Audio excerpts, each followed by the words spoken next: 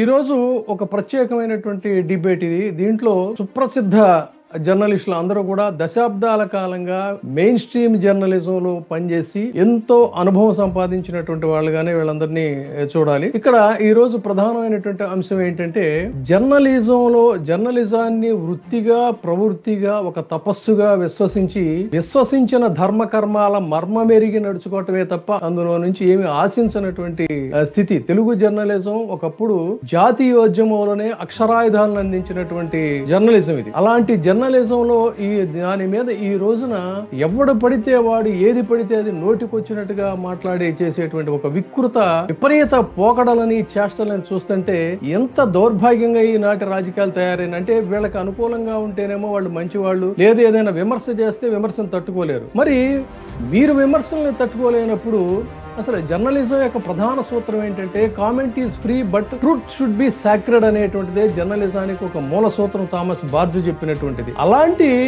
ఈ జర్నలిజంలో చిన్న విమర్శని మీరు తట్టుకోలేరు. మీరు మాత్రం సంస్కారహీనంగా ఏది పడితే అది ఎంత పడితే అంత మాట్లాడచ్చు. ఇదంతా ఎందుకు చెప్పాల్సి వస్తుందంటే ఇంత ఈ ఉపోద్ఘాతం అంతా కూడా కాన్స్టిట్యూషనల్ పోస్టులో మాట్లాడితే రాజ్యాంగబద్ధమైన పదవిలో ఉన్నాం అంటూనే చాలా కుసంస్కారమైనటువంటి భాషని జర్నలిస్టుల మీద ప్రయోగించడం అనేది ఇది ఏ విలువలకి ప్రస్థానం, ఇది దేనికి సంబంధించిన సంకేతం అనేటువంటిది సాక్షాత్తు ఆంధ్రప్రదేశ్ ఉపసభాపతిగా ఉన్నటువంటి కృష్ణంరాజు గారు ఆయనకి ఏదో త్రిపులారనో ఏదో అంటారనుకుంటా, నాకైతే పెద్దగా అంత పరిచయం లేదు. కానీ ఈ త్రిపులార్లు వీళ్ళు ప్రెస్ మీట్ పెట్టి మరి మీడియా ముందు బ్రోకర్లని అదని ఇదని మాట్లాడటం చూస్తే అసలు ఒక జుగుప్సాకరమైనటువంటి అంశం ఇది. మరి మీ వ్యక్తిత్వానికి దీనికే ఒక సంకేతంగా చూడాలి.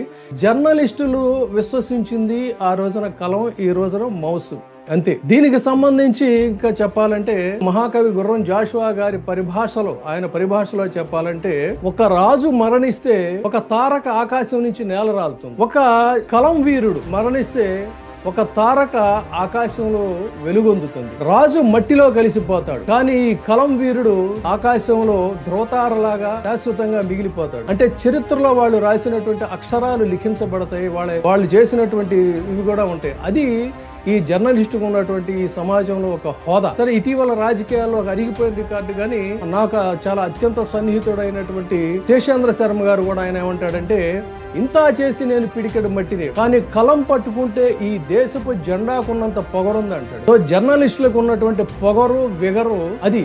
దాన్ని మీరు బ్రోకర్లు అని చెప్పని అదని ఇదని చెప్పినా పోయేదేం లేదు. ఎందుకంటే వెనకాల ఏమి కోట్ల రూపాయల ఆస్తులు కానీ లేకపోతే బ్యాంకులకు కట్టాల్సినటువంటి ఇది కానీ జర్నలిస్టులు లేదు. మహా పోతే ప్రాణం పోతుంది అంతే, దట్స్ ఆల్. దానికి సిద్ధమయ్యే జర్నలిజంలోకి వస్తారు అంతే తప్ప వాళ్ళకి ఇంకేమి బాండింగ్ ఉండదు. ఇది జర్నలిస్టుల యొక్క తీరు. ఇక్కడ మన ప్యానెల్లోనే ఉన్నాడు మిత్రుడు, తను ఎంత అత్యద్భుతంగా తప్పుగా కూడా మాట్లాడుతుంటాడు. సోదరుడు పాషాభాయే కాదు, సాయి విషయానికి వద్దాం. దశాబ్దాల కాలంగా మెయిన్ స్ట్రీమ్ జర్నలిజం నుంచి సుదీర్ఘకాలం పాటు పనిచేసినటువంటి జర్నలిస్టు సాయి ఎంతో మంది ఇలాంటి బాపతో రాజకీయ నాయకులకు బెదిరింపులకి అదిరింపులకి తలగ్గకుండా వృత్తినే తను విశ్వసించి సుదీర్ఘకాలం పాటు అందులో పనిచేస్తున్నటువంటి ఏం చేయగలుగుతారు మీరు? మహా అయితే జైళ్లలో పెడతారా, ప్రాణాలు తీస్తారా? దీనికి రెండింటికి సిద్ధపడిన వాళ్లే కదా. అక్కడ కృష్ణరాజు ఉన్నాడు, పెట్టారు కేసులు, బయటకు వచ్చి మన తోక ముడిచి పలాయనం సాధించాడా, చివరిదాకా నేను ప్రశ్నిస్తూనే ఉంటానని చెప్తున్నాడు. ఇది జర్నలిజంలో ఉన్నటువంటి పవర్. అందుకనే మనం నమ్ముకున్నటువంటి ప్రవృత్తికి మీ బెదరింపులకి అదరింపులకి హోంకరింపులకి లేకపోతే ఒక వికారపు వికృత భాషకి దీనికి భయపడేటువంటి పరిస్థితి ఉండదు.